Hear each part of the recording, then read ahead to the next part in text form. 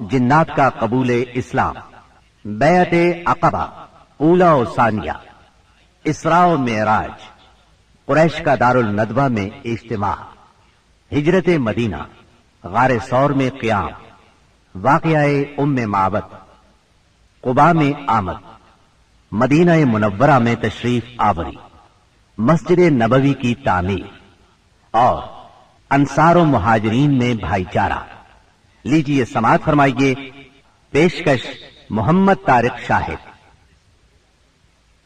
اس حالت میں آپ عتبہ اور شیبہ ابنائے ربیہ کے ایک باغ میں بیٹھ گئے۔ یہ باغ طائف سے 3 میل کے فاصلے پر واقع تھا۔ باغ میں ایک دیوار سے ٹیک لگا کر انگور کی بیل کے سائے میں بیٹھ گئے۔ جو کچھ پیش آیا اس پر سوچ بچار کر رہے تھے۔ چنانچہ آپ نے ایک رقت انگیز دعا فرمائی جو دعائے مستضعفین کے نام سے مشہور ہے، جس کا مفہوم یہ ہے: الہی میں تجھ سے اپنی کمزوری و بے بسی اور لوگوں کے نزدیک اپنی بے قدری کا شکوہ کرتا ہوں۔ یا ارحم الراحمین، تو کمزوروں کا رب ہے، تو میرا بھی رب ہے۔ تو مجھے کس کے حوالے کر رہا ہے؟ کیا کسی بیگانے کے جو میرے ساتھ تندی سے پیش آئے، یا کسی دشمن کے جسے تو نے میرے معاملے کا مالک بنا دیا ہے؟ اگر مجھ پر تیرا غضب نہیں ہے تو کوئی پرواہ نہیں، لیکن تیری عافیت میرے لیے زیادہ کشادہ ہے۔ میں تیرے چہرے کے اس نور کی پناہ چاہتا ہوں جس سے تاریکیاں روشن ہو گئیں اور جس سے دنیا اور آخرت کے معاملات درست ہوئے، کہ تو مجھ پر اپنا غضب نازل کرے یا تیرا عتاب مجھ پر وارد ہو۔ مجھے تیری رضا مطلوب ہے، یہاں تک کہ تو خوش ہو جائے، اور تیرے بغیر کوئی زور اور طاقت نہیں۔ واپسی پر آپ بہت دل شکستہ تھے، غمگین تھے۔ جب آپ کرن المنازل کے قریب پہنچے تو محسوس ہوا آسمان پر ایک بادل سا چھایا ہوا ہے۔ نظر اٹھائی تو جبرائیل علیہ السلام سامنے تھے۔ انہوں نے کہا، آپ کی قوم نے جو جواب آپ کو دیا اللہ نے اس کو سن لیا ہے۔ اب یہ پہاڑوں کا منتظم فرشتہ اللہ نے بھیجا ہے، جو آپ حکم دینا چاہیں دے سکتے ہیں۔ پھر پہاڑوں کے فرشتے نے آپ کو سلام کر کے عرض کیا، آپ فرمائیں تو دونوں طرف کے پہاڑ ان لوگوں پر الٹ دوں۔ آپ نے فرمایا، نہیں، بلکہ مجھے امید ہے کہ اللہ تعالیٰ ان کی نسل سے ایسے لوگ پیدا کرے گا جو صرف ایک اللہ کی عبادت کریں گے اور اس کے ساتھ کسی کو شریک نہیں ٹھہرائیں گے۔ آپ طائف سے نکل کر چند روز نخلا کے مقام پر ٹھہرے۔ پریشان تھے کہ اب کیسے مکہ جاؤں۔ طائف میں جو کچھ گزری اس کی خبریں وہاں تک پہنچ چکی ہوں گی۔ اب تو کفار پہلے سے بھی زیادہ دلیر ہو جائیں گے۔ انہی دنوں کا ذکر ہے، ایک رات آپ نماز میں قرآن پڑھ رہے تھے کہ جنوں کے ایک گروہ کا ادھر سے گزر ہوا۔ انہوں نے قرآن سنا تو ایمان لے آئے، اپنی قوم میں جا کر تبلیغ شروع کر دی، اور اللہ نے اپنے نبی کو یہ خوشخبری سنائی کہ انسان اگرچہ آپ کی دعوت کو قبول نہیں کر رہے، مگر بہت سے جن اس کے گرویدہ ہو گئے ہیں اور اس دعوت کو اپنی جنس میں پھیلا رہے ہیں۔ اس واقعے کی تفصیل سورہ احقاف کی آیات 29 تا 31 میں درج ہے۔ وَإِذْ صَرَفْنَا إِلَيْكَ نَفَرًا مِّنَ الْجِنِّ يَسْتَمِعُونَ الْقُرْآنَ فَلَمَّا حَضَرُوهُ قَالُوا أَنصِتُوا فَلَمَّا قُضِيَ وَلَّوْا إِلَىٰ قَوْمِهِم مُّنذِرِينَ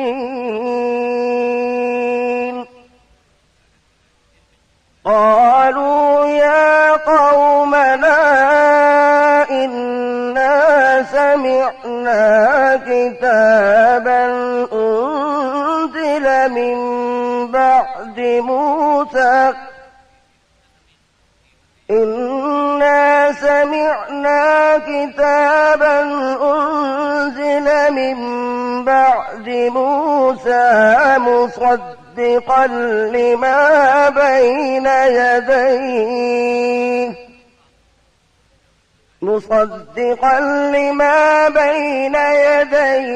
يَهْدِي إِلَى الْحَقِّ وَإِلَىٰ طَرِيقٍ مستقيم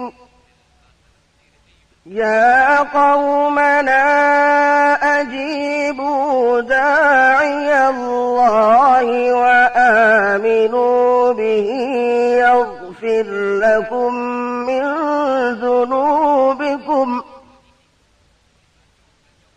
يغفر لكم من ذنوبكم ويجركم من عذاب أليم۔ اور یاد کرو جب ہم نے آپ کی طرف جنوں کے ایک گروہ کو متوجہ کیا کہ وہ قرآن سنے، پس جب نبی کے پاس پہنچ گئے تو ایک دوسرے سے کہنے لگے خاموش ہو جاؤ۔ پھر جب تلاوت ختم ہو گئی تو اپنی قوم کو خبردار کرنے کے لیے واپس لوٹ گئے، کہنے لگے اے ہماری قوم، ہم نے یقیناً وہ کتاب سنی ہے جو موسیٰ کے بعد نازل کی گئی ہے، جو اپنے سے پہلی کتابوں کی تصدیق کرنے والی ہے، جو سچے دین اور راہ راست کی طرف راہبری کرتی ہے۔ اے ہماری قوم، اللہ کے بلانے والے کا کہا مانو، اس پر ایمان لاؤ تو اللہ تمہارے گناہ بخش دے گا اور تمہیں المناک عذاب سے پناہ دے گا۔ اس موقع پر جن آپ کے سامنے نہیں آئے تھے، نہ آپ نے ان کی آمد کو محسوس کیا تھا، بلکہ بعد میں اللہ نے وحی کے ذریعے سے آپ کو ان کے آنے اور قرآن سننے کی خبر دی۔ اس کے بعد تو جنوں کے پے در پے وفود حاضر ہونے لگے اور آپ سے ان کی آمنے سامنے ملاقاتیں ہوتی رہیں۔ چند روز بعد رسول اللہ صلی اللہ علیہ وسلم نخلا سے نکل کر مکہ معظمہ روانہ ہوئے۔ آپ کو اللہ کی طرف سے کشادگی اور فراخی کی امید تھی، جبکہ قریش کی طرف سے شر اور گرفت کا ڈر بھی تھا، اس لیے آپ نے احتیاط فرمائی۔ مکہ معظمہ کے قریب پہنچ کر ہیرا میں ٹھہر گئے اور اخنس بن شریک کے پاس ایک آدمی بھیجا کہ وہ آپ کو پناہ دے، مگر اس نے معذرت کر لی کہ وہ حلیف ہے اور حلیف پناہ نہیں دے سکتا۔ پھر آپ نے سہیل بن عمرو کے پاس یہی پیغام بھیجا، مگر اس نے بھی یہ کہہ کر معذرت کر لی کہ اس کا تعلق بنی عامر سے ہے اور ان کی پناہ بنو کعب پر لاگو نہیں ہوتی۔ اب آپ نے مطعم بن عدی کو پیغام بھیجا۔ مطعم کا دادا نوفل بن عبد مناف نبی اکرم صلی اللہ علیہ وسلم کے جد اعلی ہاشم بن عبد مناف کا بھائی تھا، اور عبد مناف قبیلہ قریش کی سب سے معزز شاخ تھی۔ چنانچہ مطعم نے جواب میں ہاں کر دی اور خود اپنے بیٹوں کے ساتھ ہتھیار بند ہو گیا اور آپ کو بلوا بھیجا۔ آپ تشریف لائے، مسجد حرام میں داخل ہوئے، پہلے خانہ کعبہ کا طواف کیا، پھر 2 رکعت نماز ادا کی، اس کے بعد گھر تشریف لے گئے۔ اس دوران میں مطعم بن عدی اور اس کی اولاد نے مسلح حالت میں آپ کو اپنے گھیرے میں لیے رکھا، اور مطعم نے قریش میں اعلان کیا کہ اس نے محمد صلی اللہ علیہ وسلم کو پناہ دے رکھی ہے۔ قریش نے اس کی اس پناہ کو منظور کیا۔ رسول اللہ صلی اللہ علیہ وسلم کا معمول تھا کہ جب حج کا زمانہ آتا اور قبائل عرب مکہ معظمہ کے قرب و جوار میں اترتے تو آپ ایک ایک قبیلے کے پاس جاتے، اسلام کی تبلیغ فرماتے، میلوں میں جا کر بھی واعظ فرماتے، قبائل کا دورہ بھی کرتے۔ طائف سے واپس آ کر آپ نے تبلیغی سرگرمیوں کا دائرہ وسیع کر دیا۔ آپ مختلف قبائل کے محلوں میں جاتے یا مکہ سے باہر چلے جاتے، اور کہیں نہ جا پاتے تو راستوں میں کھڑے ہو جاتے، جو مسافر بھی مل جاتا اسے اللہ کا پیغام سناتے۔ آپ کی تبلیغی کوششوں سے جہاں عام آدمیوں نے اسلام قبول کیا، وہاں اثر و رسوخ رکھنے والے خواص نے بھی اس نعمت کو حاصل کیا۔ ان میں سے چند نام یہ ہیں۔ سوید بن سامت رضی اللہ عنہ، یہ انصار مدینہ کے قبیلہ خزرج سے تعلق رکھتے تھے، شاعری اور جنگ میں نمایاں تھے، امثال لقمان کے حافظ تھے، یعنی سابقہ آسمانی صحیفے کے حافظ تھے۔ یہ جب مدینہ منورہ واپس پہنچے تو جنگ بؤاس چھڑ گئی اور اسی میں قتل کر دیے گئے۔ یہ مدینے کے پہلے نوجوان تھے جو آپ کی دعوت سے متاثر ہوئے۔ ایاس بن معاذ رضی اللہ عنہ، مدینہ منورہ کے مشہور قبائل اوس اور خزرج کے خونریز مارکوں میں قبیلہ اوس کو شکست ہوئی اور اوس کے معزز لوگ قریش مکہ کے پاس گئے کہ خزرج کے مقابلے میں انہیں اپنا حلیف بنا لیں۔ ایاس بن معاذ اس وفد کے رکن تھے۔ آپ صلی اللہ علیہ وسلم سے ملاقات کا شرف حاصل ہوا تو اسلام قبول کیے بغیر نہ رہ سکے۔ جب یہ واپس مدینے پہنچے تو ان کا انتقال ہو گیا۔ زماد ازدی رضی اللہ عنہ، یہ یمن کے باشندے اور قبیلہ ازد شنوا کے ایک فرد تھے۔ اہل عرب میں جھاڑ پھونک اور تعویذ گنڈے کے لیے مشہور تھے۔ انہیں کسی نے آپ کے بارے میں بتایا کہ آپ پر جنات کا اثر ہے، تو یہ آپ کا علاج کرنے کی غرض سے مکہ آئے اور پہلی ہی ملاقات میں آپ کے ہاتھوں پر بیعت کر کے اسلام قبول کیا، پھر واپس یمن چلے گئے۔ طفیل بن عمرو دوسی رضی اللہ عنہ، یہ یمن کے قبیلے دوس کے سردار تھے. وہاں ان کی ایک طرح سے حکومت تھی. خود شاعر تھے, بہت ذہین تھے. مکہ میں ان کی آمد پر اہل مکہ نے شہر سے باہر نکل کر ان کا استقبال کیا. آپ سے ملاقات کا شرف حاصل ہوا. آپ نے اسلام کی تعلیمات سنائی, قرآن کریم کی بعض آیات کی تلاوت فرمائی. اللہ کے کلام کے اثر سے وہ بھی ایمان لے آئے. ابو ذر غفاری رضی اللہ عنہ یہ یثرب کے اطراف میں رہنے والے تھے. رسول اللہ صلی اللہ علیہ وسلم سے ملنے کی خواہش میں پیدل چل کر مکہ معظمہ پہنچے. سیدنا علی رضی اللہ عنہ کے ساتھ آپ کی خدمت میں پہنچے. آپ نے انہیں اسلام کی تلقین کی. ابو ذر اسی وقت مسلمان ہو گئے. آپ نے ان سے فرمایا, ابو ذر ابھی اس بات کو پوشیدہ رکھو اور اپنے علاقے میں واپس چلے جاؤ. جب تمہیں ہمارے ظہور کی خبر مل جائے تو موقع دیکھ کر آ جانا. سیدنا ابو ذر غفاری رضی اللہ عنہ نے عرض کیا, پہلے تو اس خیال سے اپنے مکہ آنے کا مقصد چھپایا تھا کہ کہیں دشمنوں کے ہاتھ نہ لگ جاؤں اور سیدھا آپ کی خدمت میں نہ پہنچ سکوں. اب کیا ڈر ہے, میں تو اب کفار کے درمیان اسلام کا اعلان کر کے ہی وطن جاؤں گا. چنانچہ ابو ذر غفاری رضی اللہ عنہ کعبے میں آئے. وہاں قریش موجود تھے. ان کے اجتماع میں بلند آواز سے کلمہ شہادت پڑھا. بس پھر کیا تھا, کفار پکار اٹھے, مارو اس بے دین کو. کفار چاروں طرف سے ان پر ٹوٹ پڑے, انہیں نیچے گرا لیا اور خوب مارا.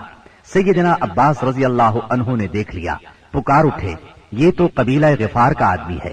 جہاں تم تجارت کے لیے جاتے ہو اور کھجوریں لاتے ہو, اگر یہ مر گیا تو تم تجارت کے لیے اس طرف نہیں جا سکو گے. یہ سن کر انہوں نے ابو ذر کو چھوڑ دیا. دوسرے دن وہ پھر خانہ کعبہ پہنچے اور بلند آواز سے کلمہ پڑھا. قریش نے پھر مارا. آخر چند روز بعد ابو ذر واپس اپنے گھر چلے گئے. یہ پہلے صحابی ہیں جنہوں نے اسلام کا کلمہ بلند آواز میں پڑھ کر خانہ کعبہ میں کفار سے مار کھائی اور اسلام کے لیے ہر سختی کو خوشی سے برداشت کیا. نبوت کے 11ویں سال موسم حج میں یعنی جولائی 620 عیسوی میں اسلام کو چند کارآمد بیج مل گئے. وہ دیکھتے ہی دیکھتے سرسبز و شاداب درخت بن گئے. ان کی لطیف اور گھنی چھاؤں میں بیٹھ کر مسلمانوں نے برسوں کے ظلم و ستم کی تپش سے نجات پائی. انہیں راحت نصیب ہوئی.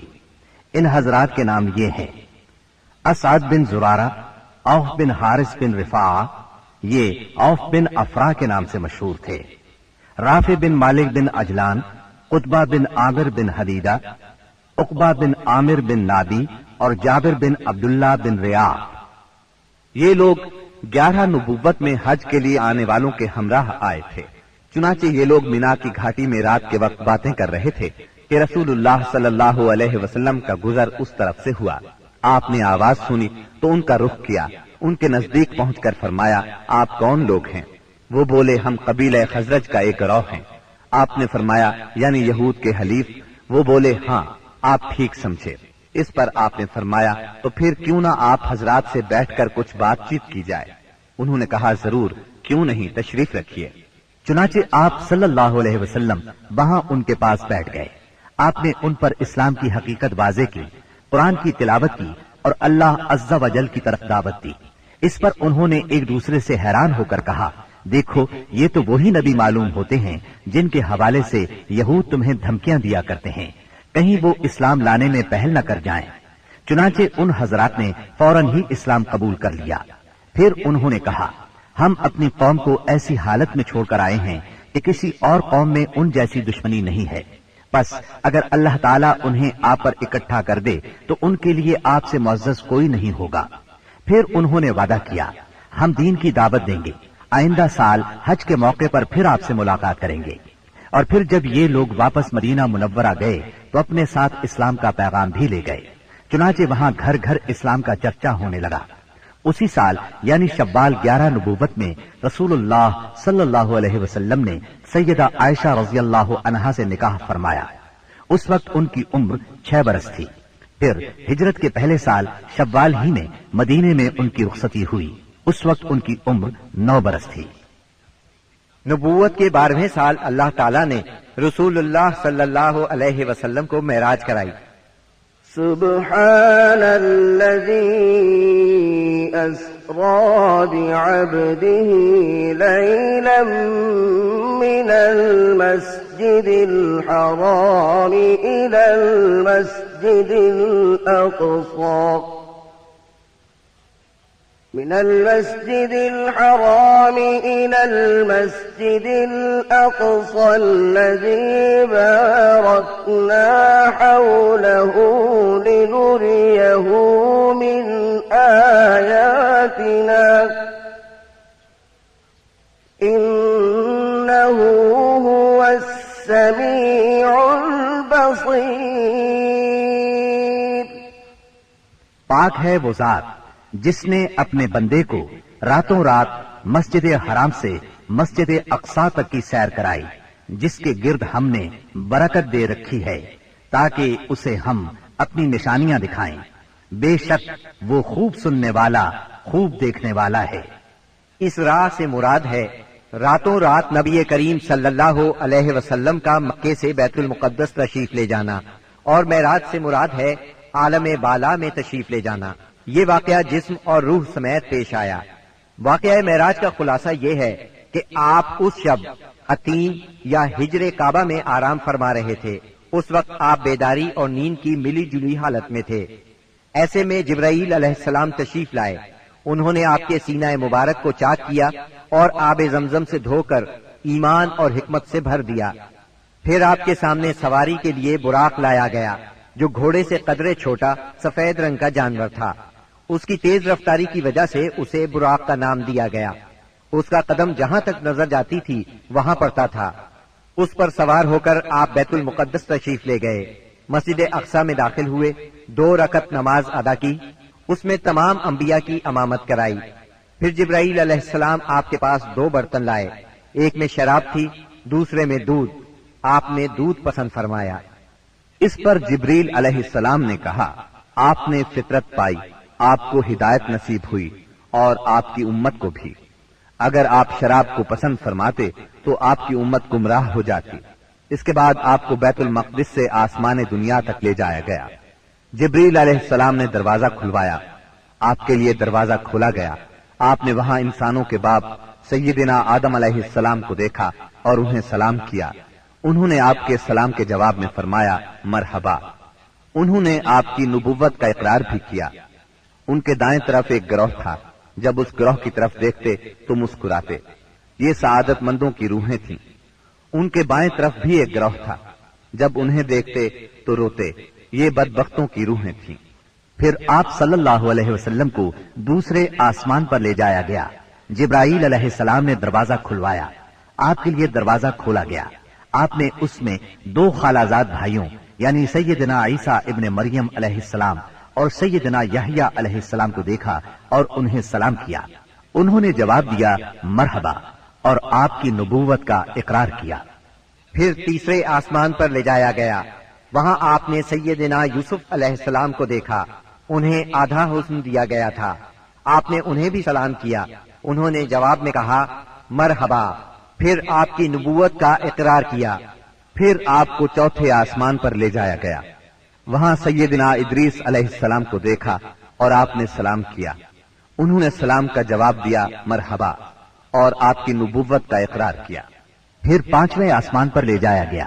وہاں سیدنا ہارون علیہ السلام کو دیکھا اور انہیں سلام کیا۔ انہوں نے سلام کا جواب دیا مرحبا اور آپ کی نبوت کا اقرار کیا۔ پھر آپ کو 6 آسمان پر لے جایا گیا۔ وہاں سیدنا موسیٰ بن عمران علیہ السلام سے ملاقات ہوئی۔ آپ نے انہیں سلام کیا۔ انہوں نے جواب میں کہا مرحبا اور آپ کی نبوت کا اقرار کیا۔ اس کے بعد آپ کو 7ویں آسمان پر لے جایا گیا۔ وہاں آپ کی ملاقات ابراہیم علیہ السلام سے ہوئی۔ آپ نے انہیں سلام کیا۔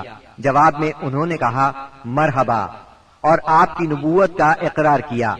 وہ اپنی پشت بیت معمور سے لگائے ہوئے تھے، جس میں روزانہ 70,000 فرشتے داخل ہوتے ہیں، اور وہاں ان کے پلٹنے کی باری نہیں آتی۔ پھر آپ کو سدرۃ المنتہا تک لے جایا گیا۔ اس کے پتے ہاتھی کے کان جیسے اور پھل بڑے کونڈوں یا ٹھیلوں جیسے تھے۔ پھر اس پر سونے کے پتنگے چھا گئے اور اللہ کے حکم سے جو کچھ چھانا تھا چھا گیا۔ اس سے وہ سدرہ یعنی بیری کا درخت تبدیل ہو کر اتنا خوبصورت ہو گیا کہ اللہ کی کوئی مخلوق اس کا حسن بیان کرنے کی تاب نہیں رکھتی۔ پھر آپ کو جبار جل جلالہ کے حضور لے جایا گیا اور آپ باری تعالیٰ کے اتنے قریب ہو گئے کہ 2 کمانوں کے برابر یا اس سے بھی کم فاصلہ رہ گیا۔ उस वक्त अल्लाह ने आप पर और आपकी उम्मत पर दिन रात में 5 नमाजें फर्ज फरमाई। इसमें शक नहीं कि नमाज ऐलान नबूवत के साथ ही फर्ज हो गई थी, मगर उस वक्त सिर्फ फज्र और असर की 2 नमाजें फर्ज हुई थी। चुनाचे आप भी 2 नमाजें अदा फरमाते रहे और मुसलमान होने वालों को भी 2 नमाजों ही की तालीम देते रहे, यहाँ तक कि इस मौके पर 5 नमाजें फर्ज हुई। अकीदा तौहीद के बाद नमाज ही इस्लाम का वो पहला अजीम रुकन है जो मुसलमानों पर सबसे पहले फर्ज होता है और सबसे आखिर तक फर्ज रहता है। नमाज की फर्जियत सेहत और बीमारी, खुशी और गमी, सफर और हजर और खौफ और खतर गरज किसी भी हालत में मुसलमान से साकित नहीं होती। मौसम, जगह की तब्दीली और कोई बीमारी ऐसी नहीं जिसमें मुसलमान को नमाज की मुआफी हो। नबी अकरम सल्लल्लाहु अलैहि वसल्लम ने फरमाया, नमाज मेरी आंखों की ठंडक और दिल का सुरूर है। फिर इसी रात नबी सल्लल्लाहु अलैहि वसल्लम मक्का मुकर्रमा वापस तशरीफ ले आए।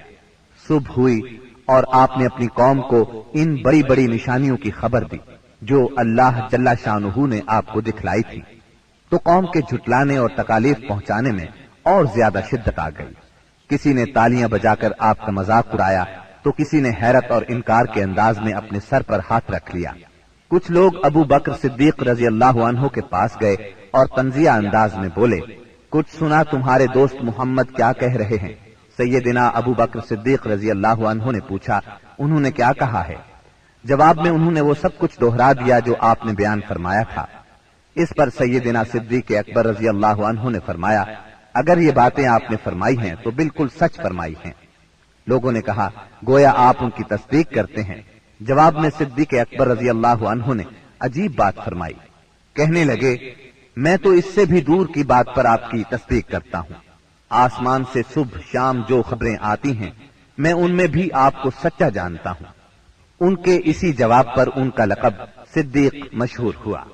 उधर कुफ्फार ने आपका इम्तिहान लेने का प्रोग्राम बनाया। पूछा, आप बैतुल मक़दिस के बारे में तफसील से बताएं। आपने इससे कब्ल बैतुल मक़दिस कभी नहीं देखा था, न मेराज के वक्त आपने उसकी तफसील जहन में बिठाई थी, लेकिन अल्लाह ने आपके लिए उसको रोशन कर दिया और आप उसकी निशानियां बताते चले गए। आपने एक एक दरवाजे और एक एक जगह की तफसील बयान फरमा दी और वो आपकी कोई बात झुटला न सके, इसलिए कि उन्होंने तो 12 बैतुल मक़दिस देखा था। वो सिर्फ इतना कह सके। जहां तक निशानियों का ताल्लुक है वो आपने दुरुस्त बताई है। फिर उन्होंने एक काफिले के बारे में सवाल किया। वो काफिला मुल्क शाम से मक्का मुअज़्ज़मा की तरफ आ रहा था। आपने उस काफिले के ऊंटों की तादाद, काफिले की दूसरी तफसील और मक्का पहुंचने का वक्त और जो ऊंट सबसे आगे आ रहा था उसकी मुकम्मल खबर उन्हें दे दी।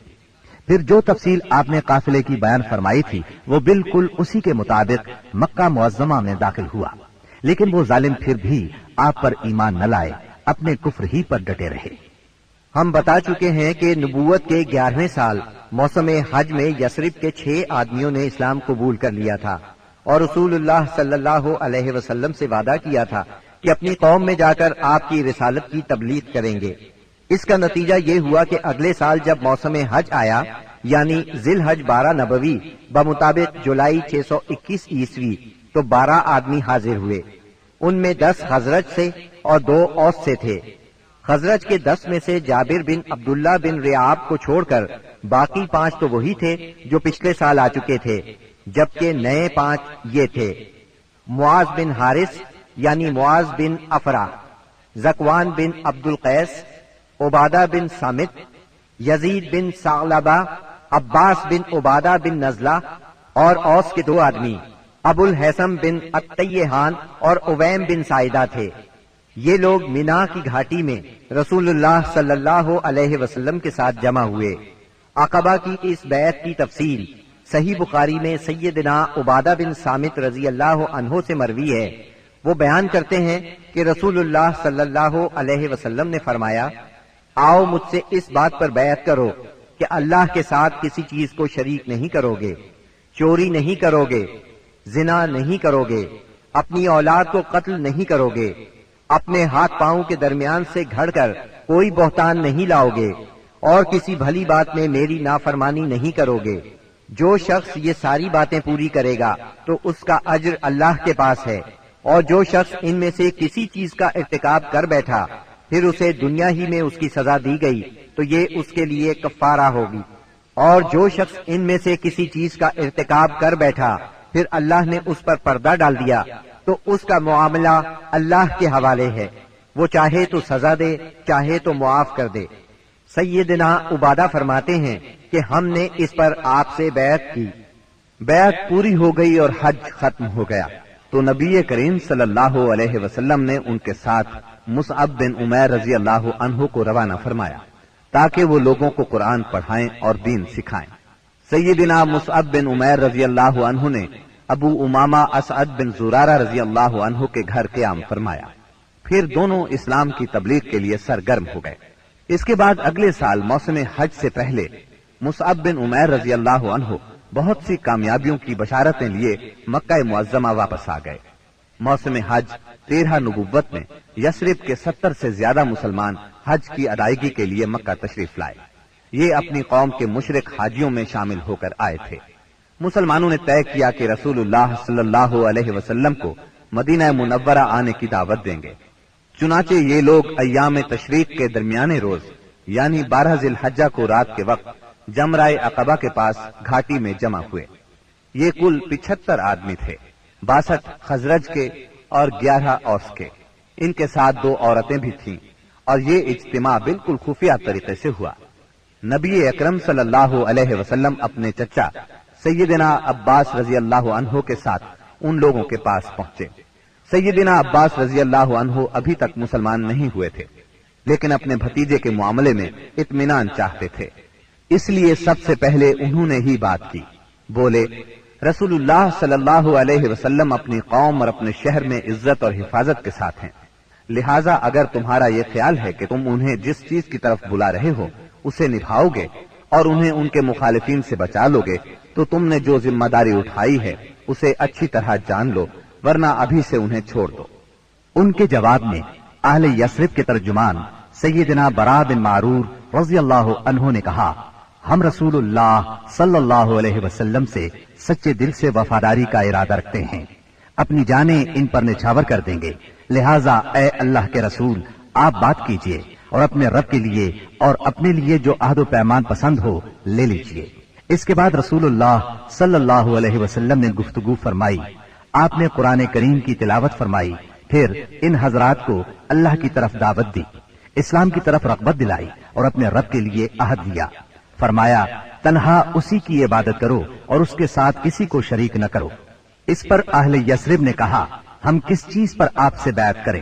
نبی کریم صلی اللہ علیہ وسلم نے فرمایا، چستی اور سستی ہر حالت میں بات سنو گے اور مانو گے، تنگی اور خوشحالی ہر حال میں مال خرچ کرو گے، بھلائی کا حکم دو گے اور برائی سے روکو گے، اللہ کے راستے میں اٹھ کھڑے ہوگے اور اس سلسلے میں کسی ملامت کرنے والے کی ملامت کی پرواہ نہیں کرو گے، اور جب میں تمہارے پاس آ جاؤں تو میری مدد کرو گے، اور جس چیز سے اپنی جان اور اپنے بال بچوں کی حفاظت کرتے ہو اسی سے میری حفاظت کرو گے اور تمہارے لیے جنت ہے۔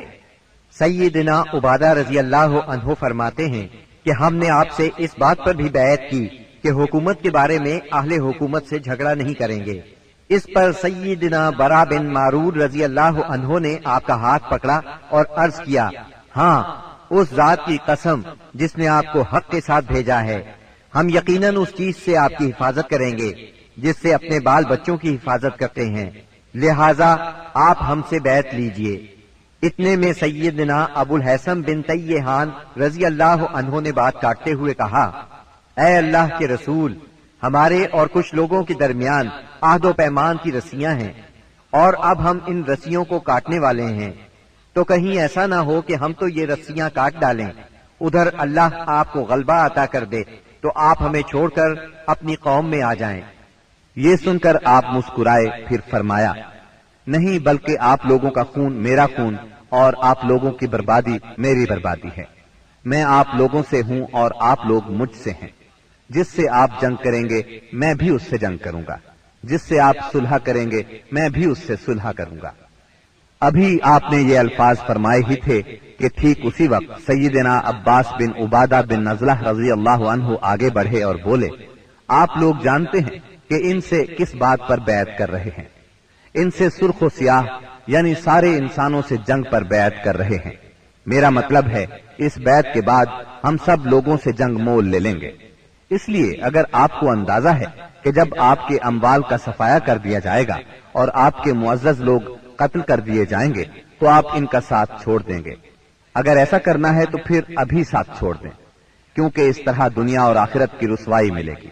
और अगर आप लोगों का ख्याल ये है कि माल की तबाही और मुअज़्ज़ज़ लोगों के कत्ल के बावजूद अहद निभाएंगे तो फिर इन्हें ले लीजिए, क्योंकि ये अल्लाह की कसम दुनिया और आखिरत की भलाई है।